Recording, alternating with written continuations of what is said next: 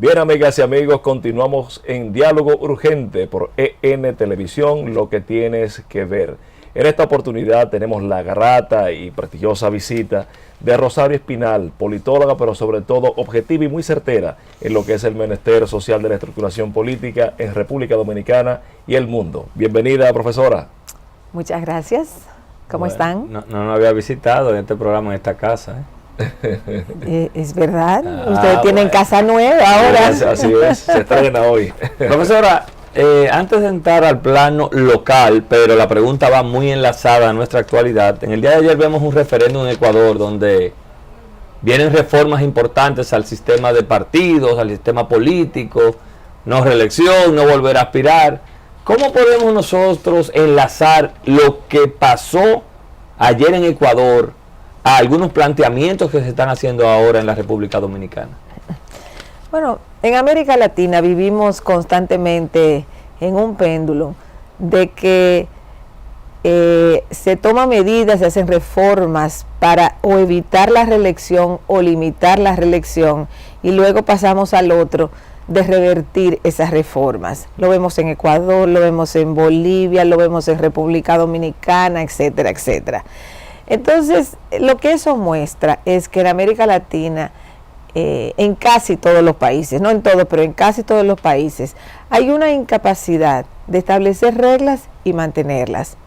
No hay ningún dispositivo electoral perfecto. No lo hay.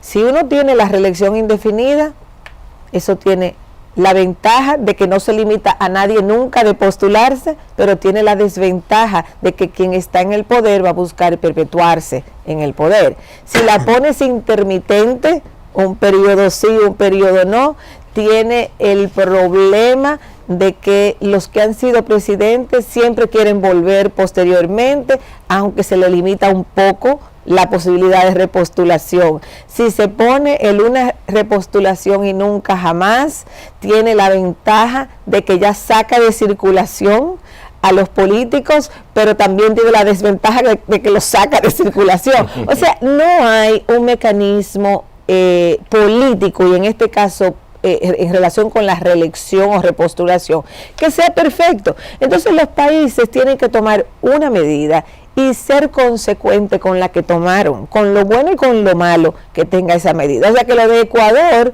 muestra lo mismo que lo que ha pasado en Bolivia recientemente, donde Evo Morales quiere volver nuevamente, y entonces se dice: cualquier medida en contra de la reelección es violatoria de los derechos fundamentales a ser electo, a elegir y a ser elegido.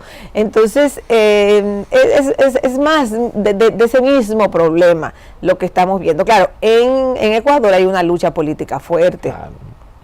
Hay una lucha dentro de las fuerzas, digamos, de Alianza País, de la fuerza de Correa versus los demás que han llegado al poder, y entonces lo que se refleja en toda esa discusión es más bien ese problema que yo señalaba. En América Latina hay una falta de compromiso con las leyes que se establecen. No hay nada perfecto en política, como no hay nada perfecto en la acción humana.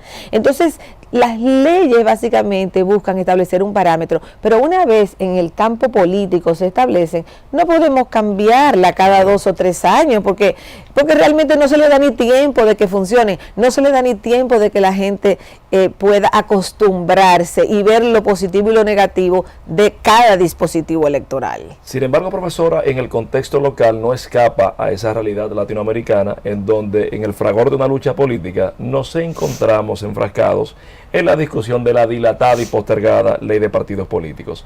Todo se ha circunscrito a un tema de primarias abiertas, cerradas, padrón y simultáneo y demás. Sin embargo, aprovechando su pericia, ¿qué otro tipo de aspectos usted entiende que debería abordar esta ley para fortalecer el sistema de partidos y fortalecer la democracia dominicana? Bueno, el tema fundamental es el financiamiento, que es el del que no hablan, porque en el tema del financiamiento no piensan hacer gran cosa. Y si esa ley se aprueba en algún momento, lo que se va a encontrar en esa ley es que no hubo un avance importante en el control del financiamiento. ¿Por qué? Porque ningún partido quiere. el control del financiamiento, porque el control del financiamiento significa que cada partido tendría que decir cuánto recaudó, ¿quién le dio? ¿Quién le dio con nombre, apellido y cédula? O sea, ¿quién le dio y cuánto le dieron en términos de la recaudación? Fulano de tal, cédula tal, tanto. O sea, eso es lo que significa tener transparencia en financiamiento. Tope de gasto. Y luego tener otra hojita donde dice, en esto se gastó el dinero. Entonces, ahí ningún partido realmente quiere, ni tampoco los donantes ahí va también, de dinero a los partidos. Porque si gana aquel y yo le di a este más que a ti, ahí viene o si tú le das a 3, tu nombre va a aparecer, le diste a este partido, le diste a este, le diste a este. O sea, ni los donantes ni los que reciben las donaciones quieren la transparencia en el financiamiento. Entonces, ese es el punto del que no se habla y del que no creo yo que se va a aprobar nada trascendental. Doña profesora, una preguntita ahí mismo. ¿Qué tan influyente puede ser esto de la primaria abierta o cerrado por la parte económica? Es decir, aquí sabemos que aquí gana el que tenga más dinero. ¿Eso pararía en una primaria abierta, cerrado? ¿Qué tan influyente puede ser esta parte? Bueno, una primaria abierta, hipotéticamente, una primaria abierta sería más costosa, porque tú tendrías que apelar, que llegar a un sector más amplio de la sociedad. Universal. Entonces, en ese sentido, en una estrategia de comunicación, pues te costaría más unas primarias abiertas que unas primarias cerradas. Pero lo mismo, volvemos a lo que yo señalaba anteriormente, no hay ningún dispositivo perfecto. Claro. Las primarias abiertas tienen aspectos positivos y aspectos negativos. El aspecto positivo que tiene y el que se argumenta es que, bueno, se incluye a toda la sociedad en la selección de candidaturas, es más democrático, porque hay más, supuestamente, habría más participación. El problema de las primarias abiertas, por otro lado, es que parte de una premisa falsa. Realmente el que no es miembro de partido, el que no se siente vinculado con un partido, no vota, aunque tú le des el derecho a votar. Entonces, ese es su problema. El otro problema de las primarias abiertas es que uno parte, en teoría de partidos, de que los partidos son organizaciones que deberían buscar cierta coherencia ideológica y que sus candidatos deberían reflejar cual sea la posición ideológica de los partidos. En unas primarias abiertas tú vas a tener un conjunto de personas que no tienen necesariamente una identificación con ese partido para estar incidiendo en la selección de sus candidaturas. En el caso de las elecciones cerradas, de las primarias cerradas, el argumento positivo es que permite supuestamente mayor cohesión, o sea, es un proceso interno donde el que está identificado, el que es miembro de ese partido es el que va a participar. Ok, perfecto, y a mí me parece positivo eso. ¿Cuál es el problema de la primaria cerrada? Que como aquí los políticos son tan poco transparentes y tan mentirosos, entonces los padrones tienen muchos problemas. O sea, los padrones tienen muchas imperfecciones. Entonces, con esos padrones electorales que están inflados o que tienen personas que no deberían estar, o sea, que no son padrones confiables, entonces también es un problema hacer elecciones con esos padrones así mal hechos como están. Entonces, como vemos, o sea, cada tipo o cada dispositivo electoral tiene pro y contra. Entonces, el paso central que hay que dar aquí es uno que no es regulable en una ley. O sea, yo sé que las leyes le ponen cierta medida de fuerza a los seres humanos, claro que sí, por eso existen. Pero a las leyes siempre es posible hacerle trampa, sobre todo de parte de los sectores que tienen poder, y en este caso los políticos tienen muchísimo poder.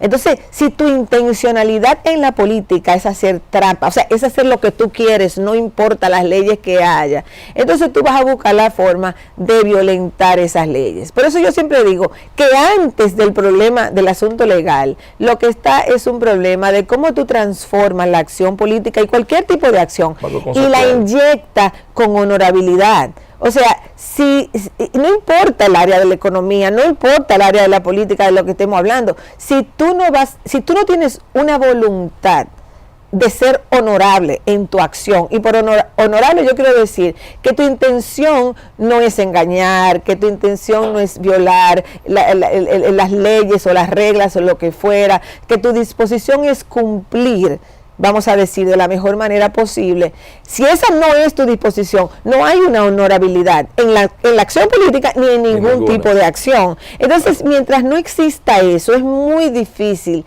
que incluso buenas leyes puedan tener buenos resultados, sobre todo cuando se aplica a sectores de poder. Sin embargo, Rosario, en el contexto del ejercicio público dominicano, lo que vemos es que el sistema privilegia lo más popular, mas no necesariamente lo más idóneo. ¿No piensas que es momento de introducirle ese tema de la ley, la necesidad de la cualificación de los actores políticos para que tengamos gente más capaces, pues, en el ejercicio público dominicano? Bueno, eso es muy problemático, porque si tú comienzas a establecer criterios de calificación, por ejemplo, profesional... Para ser diputado hay que ser abogado, por decir algo. No, en lo absoluto. No. ¿Por qué? Probamos esa opinión. No, que no lo dice. ¿Ya falló el caso, profesor? No, que no, lo que quiero decir que no lo que pasa es... Y constitucionalmente tampoco es posible. Hace 200, 300 años se dio la discusión de si todo el mundo debía tener el derecho al voto. Claro, voto. O sea, cuando el voto comenzó, el voto era calificado. Tú tenías tierra, tú tenías propiedad. Claro. Entonces tú podías votar. Y todo eso llevó a un debate que históricamente llevó al voto universal. O sea, la idea de que no importa si tú eres universitario, si llegaste al octavo de primaria, si nunca fuiste a la escuela, no importa tu condición social, si tienes propiedad, si no tienes, tú tienes el derecho porque tú eres ciudadano de un país independientemente de tu condición socioeconómica. Entonces ya eso se estableció.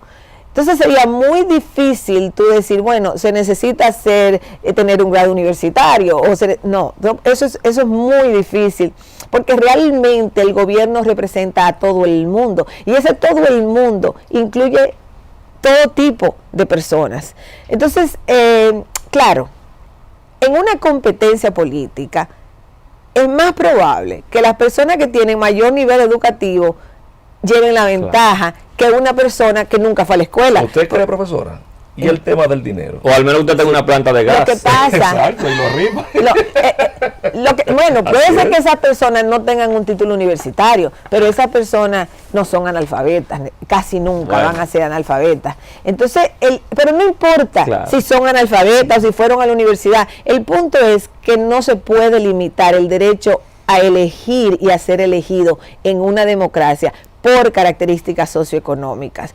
Ahí estamos hablando de otra cosa. Y por características de dudas, de trayectoria, ¿usted es partícipe de esa restricción? Pero no es de duda, es que si a una persona se le prueba que tiene un expediente criminal, no importa si tiene, o si es abogado, o si es médico, o si es lo que sea. El punto es probar si una persona tiene un expediente de violación a la ley, o sea, un expediente criminal. Si tiene un expediente criminal, no importa su nivel educativo, no debe ser candidato, porque esa persona va a representar a un conglomerado de esa sociedad. Y tenemos que reforzar eso, yo tomo su opinión y hay que reforzarlo. Sin embargo, Luis, aprovechando, porque no siempre se tiene la oportunidad de construir ese tipo de conversaciones con gente que pueda conceptualizar y hacer la disquisición oportuna, ¿qué hacer ante el dilema de privilegiar la forma universal, no de elección, creo que está consagrada, pero sí de la participación como oferta electoral, contra el hecho del debilitamiento del sistema democrático en función de actores que no tienen la cualidad ni la idoneidad, como usted misma decía, en términos conceptuales, morales, específicos? Entonces el deterioro del sistema de partidos y de la democracia, ¿cómo hacemos? ¿Qué es prioritario?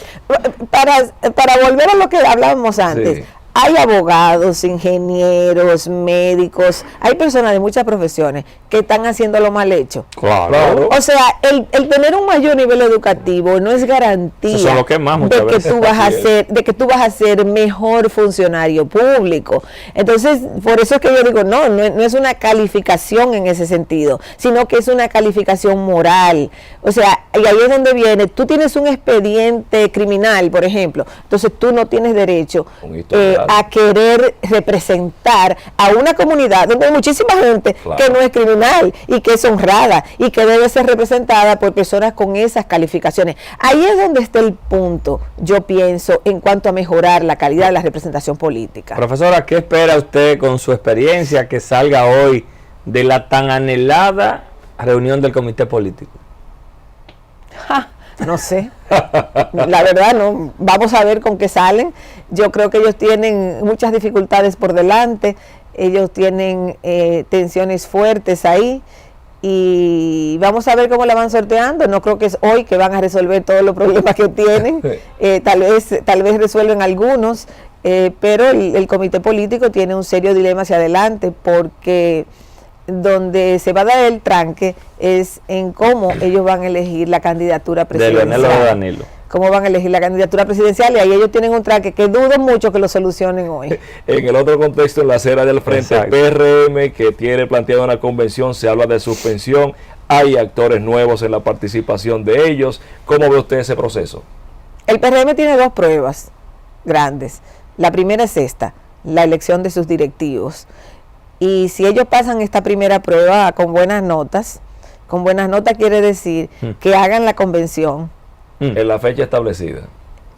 Preferiblemente, pero bueno, si la proponen un poquito no sería catastrófico, Sí. pero que hagan la convención con criterios democráticos y que los que pierdan acepten que realmente hubo un proceso transparente, Claro. porque aquí también es verdad que aquí se ha hecho mucha trampa en elecciones históricamente, eso es cierto, pero por otro lado también, aquí hay una capacidad de queja de los que pierden, que va más allá de lo posible. Por ejemplo, si en unas elecciones alguien saca el 0.5% de los votos, debe callar, y dice que hubo fraude, bueno, fraude que era lo que iba a ganar, o sea, yo quiero aunque no hubiera fraude. Entonces yo creo que hay que forzar para que no hagan trampa lo que ganan, pero también hay que forzar para que el que pierda no alegue trampa cuando realmente ni siquiera califica para haber ganado posiciones. Finalmente, de mi parte, voy a tomar partecita de la pregunta de Khalil. ¿Qué puede significar políticamente, tanto para Hipólito como para Luis y para la vida del PRM, que uno de estos dos candidatos, el que ha optado por Luis a la presidencia y el Hipólito a la secretaría general, saque una diferencia de voto muy marcada con el otro? ¿Tiene algún significado eso? Mira, en un partido político, en un proceso electoral, sea interno o general, siempre va a haber desigualdad. Lo que se busca en unas elecciones es tratar de nivelar un poco la carga. ¿Por qué hay desigualdad? Por muchas razones. Hay candidatos que tienen más dinero que otros. Hay candidatos que reciben el endoso de alguien que tiene más seguidores que otros. Claro. Hay candidatos que son más atractivos por su discursiva, por su forma de ser, porque no es solamente la ayuda de los demás o no es solamente el dinero. Hay candidatos que tienen cualidades especiales que se le van delante a los demás y ya eso hace desigual. O sea, unas elecciones no se fundamentan en una absoluta igualdad de los que compiten en ese proceso electoral. Yo sé que ha habido mucha discusión en las últimas semanas con respecto a si es negativo que Hipólito Mejía y Luis Abinader estén apoyando determinadas candidaturas. Ahora, ellos tienen derecho a apoyar determinadas candidaturas, no hay nada que elimine eso. Ellos no son los árbitros del proceso. Los árbitros del proceso son los que conforman la comisión organizadora de la convención. Entonces tenemos que ver, ojo, por ejemplo, si los que son actualmente directivos, presidente y secretario general, son candidatos, como lo son, y están quejándose de que los líderes están dentro, pero si usted es el presidente del partido y usted es el secretario general del partido, usted no debería estar compitiendo, porque usted tendría una ventaja como incumbente de esas posiciones. Entonces cuando uno ve ese tipo de crítica, o sea, yo digo, pero bueno, ¿y qué es lo que se está criticando? Porque cada quien se posiciona de manera ventajosa para sí en esos procesos. Entonces, a veces la crítica está fuera de lugar totalmente. Entonces, yo pienso que ellos tienen derecho, que eso les da una ventaja, indiscutiblemente, le da una ventaja. Para que esa gente pierda, si tienen el endoso de los principales líderes, tendría que ser que en el partido haya una corriente tan fuerte en contra de esos líderes, que eso aupe a otros candidatos, pero si no, no. En un minutito final, Marcha Verde se fortaleció, se debilitó. Marcha Verde jugó un papel estelar en el año 2017, sobre todo de enero a julio de 2017, movilizando la población, sobre todo capas medias difíciles de movilizar, aumentando la conciencia del problema de la corrupción. Ahora, pienso que después de la marcha de julio ellos se desenfocaron, se olvidaron del caso específico Odebrecht, que era lo que tenían que seguir levantando, y se enfocaron más en la cuestión ya de el presidente, los expresidentes. Entonces ya, claro que sabemos que aquí hay corrupción por donde quiera, claro que sabemos que esto no ocurre sin que los presidentes lo sepan. Ahora, en un movimiento social tiene que enfocarse en sus luchas, y si pierde el enfoque, entonces se le generan otros problemas. Y ahí es donde está ahora mismo Marcha Verde. Marcha Verde tiene un problema que es el reloj que va corriendo. Los procesos electorales aquí copan la política. Aquí la gente está desesperada ya porque llegue la competencia electoral. Entonces, aquí hay una relación inversa entre auge de los movimientos sociales que se dan básicamente cuando estamos en receso, digamos, entre comillas, receso electoral. Cuando surge otra vez el proceso electoral, entonces tienden a bajar los movimientos sociales de ese tipo de asunto. Se mantienen las protestas en los barrios y demás, eso siempre se mantiene, pero ese tipo de movimiento que busca englobar sectores más amplios de la sociedad entran en competencia con el proceso electoral. Entonces ya el proceso electoral dentro de 2 o 3 meses va a ir copando el escenario político dominicano, y eso también tiene un efecto problemático en un movimiento social que aspira a ser nacional. Mi querida profesora, se dice que cuando el tiempo se pasa bien, se pasa rápido, pero cuando es de contenido se acorta aún mucho más. Le agradecemos por haber participado con nosotros. Gracias. Hemos tenido en esta mañana la comparecencia de la politóloga Rosario Espinal.